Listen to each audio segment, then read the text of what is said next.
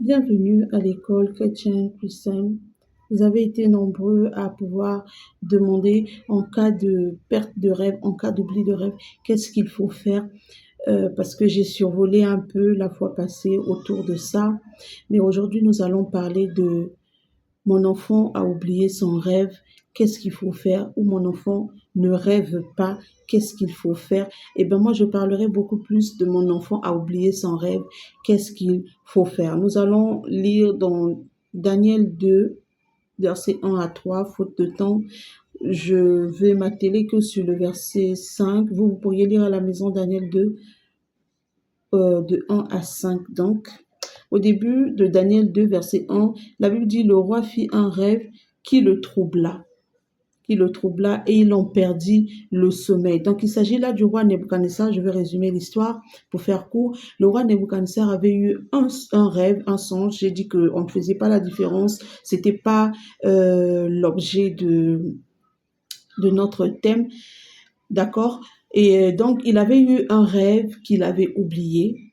Et il voulait donc quelqu'un qui devait l'expliquer, non seulement le rêve qu'il avait fait, mais aussi l'interprétation de ce rêve dans lequel nous ne sommes absolument pas concernés. Au verset 5, la Bible dit que le roi Nebuchadnezzar a fait un rêve et il a oublié. Donc, c'est possible qu'on fasse un rêve et qu'on l'oublie. C'est bien possible.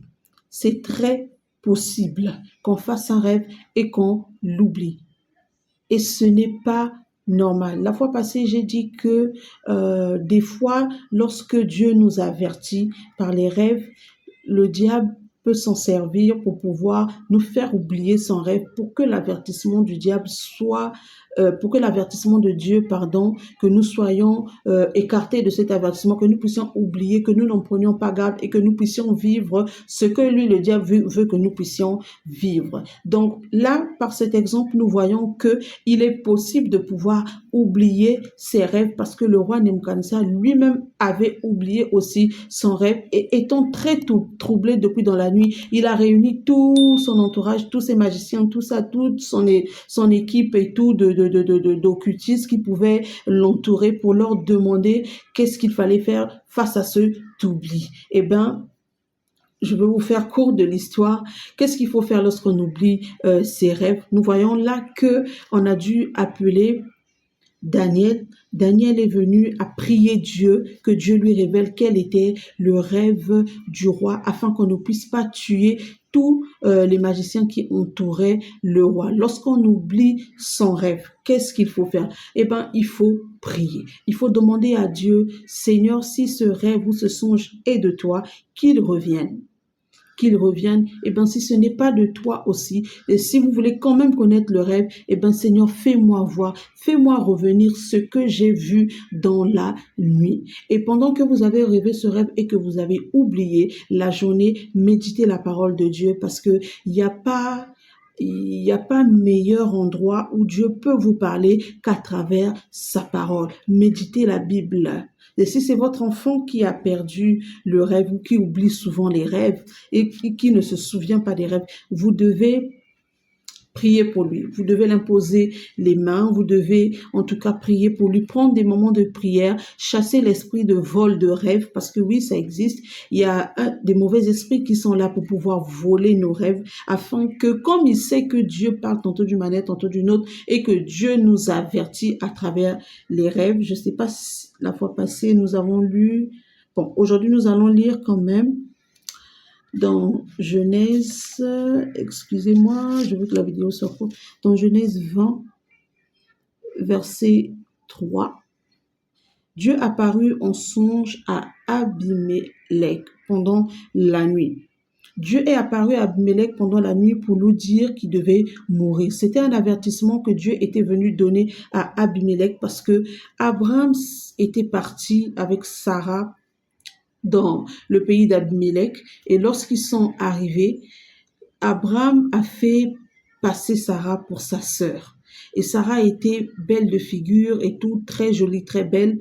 Et bien, Abimelech a fait enlever Sarah parce que Sarah était belle et Abimelech a voulu faire de Sarah sa femme. Il l'a conduit donc dans sa maison et cette nuit-là, la Bible nous dit que Dieu est apparu à Abimelech pour l'avertir, pour lui dire qu'il devait mourir. Sachant tout cela, bien-aimés, nous voyons ici un exemple de comment le diable nous fait oublier, peut nous faire oublier nos rêves parce que Dieu nous avertit à travers nos rêves de ce qui peut nous arriver ou pas. Dieu peut nous mettre en garde concernant quelque chose. Dieu peut nous prévenir que nous courons un danger. Dieu peut nous prévenir et pas seulement nous, même à notre famille. Dieu peut nous parler de notre famille. Dieu peut nous parler de notre entourage.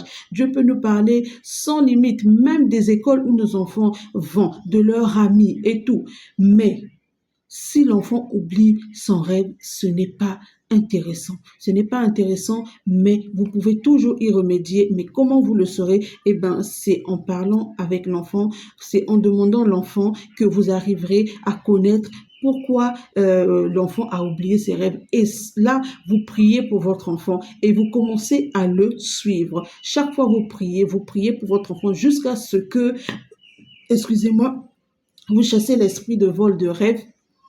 L'esprit de vol de rêve, vous le chassez jusqu'à ce que l'enfant va reprendre à faire ses rêves normalement. Et dans votre prière, vous devez préciser, Seigneur, si tu m'as parlé, tu as parlé à mon enfant ou que tu as l'habitude de parler à mon enfant de telle ou telle chose que j'ignore, je prie que tu restaures les rêves de mon enfant au nom de Jésus et que tout voleur de rêves soit loin de mon enfant au nom puissant de Jésus-Christ de Nazareth. Ces paroles-là ne doivent pas manquer dans votre prière. Et ensuite, vous allez observer. Vous couvrez l'enfant du sang de Jésus, vous le couvrez, vous couvrez ses rêves, vous couvrez son sommeil, vous couvrez sa tête, tout son âme, son esprit, son corps du sang de Jésus. Vous protégez l'enfant par la puissance du sang de Jésus et vous verrez que Dieu va vous exaucer. Votre enfant va reprendre à rêver, il va reprendre à vous. Je voulais préciser quelque chose que on ne rêve pas seulement ici. Les rêves, c'est pas seulement ou les sons, c'est pas toujours que pour les mauvaises choses et tout, c'est aussi pour les bonnes choses, c'est aussi que vous pouvez découvrir le plaisir de votre enfant, ses joies, ce qu'il aime, ce à quoi il est attaché et tout. Donc, c'est pas toujours que Dieu nous parle que des mauvaises choses ou bien les rêves, c'est pas toujours révélateur des mauvaises choses, non. Donc, mais aujourd'hui, vous m'avez demandé pourquoi, qu'est-ce qu'il fallait faire pour que lorsqu'un enfant ne rêvait pas ou quand un enfant avait oublié ses rêves, eh ben, je vous parle, imaginez que le roi Nebuchadnezzar soit resté comme ça, sans se souvenir de ses rêves, de son rêve. Ce rêve-là était un rêve qui allait protéger sa postérité. Dans ce rêve-là qu'il avait oublié, c'était un rêve qui ne le concernait pas directement lui, mais qui concernait sa postérité. Et c'était un rêve très, très, très important. Imaginez qu'il ait dit, bon, il ne rêve pas, bon, j'ai oublié le rêve, eh ben, il y a rien de grave, ça peut passer, je vais attendre un autre rêve et tout. Bien aimé, il faut pas être dans cette attitude-là. Heureusement pour lui qu'il y avait Daniel, qui était un homme à qui Dieu avait révélé la signification et aussi, pas seulement l'interprétation, mais aussi le rêve. Vous voyez là comment le roi s'était battu, était arrivé jusqu'à tuer une centaine de personnes, de magiciens, pour pouvoir se souvenir de son rêve. C'est pour vous dire que ne restez pas dans un état de quelqu'un qui rêve et qui oublie et qui reste là immobile à ne rien faire. Non, bien aimé. Si le roi Nebuchadnezzar était resté dans cette situation de rester là en ayant oublié son rêve et en étant tranquille, il aurait gaspillé, il aurait sacrifié, il n'aurait pas pu préserver sa postérité de tout ce qui devait arriver. C'est très important. On ne peut pas rester dans un état où on rêve, on oublie ses rêves. Surtout si c'est récurrent. Une fois, vous pouvez oublier votre rêve en passant et tout, mais si ça devient récurrent, ça fait des jours que vous ne vous souvenez pas de vos rêves, bien aimé, ce n'est pas très normal. Je vous dis à très bientôt, que Dieu vous bénisse, que Dieu bénisse toutes les familles du monde, au nom de Jésus-Christ de Nazareth.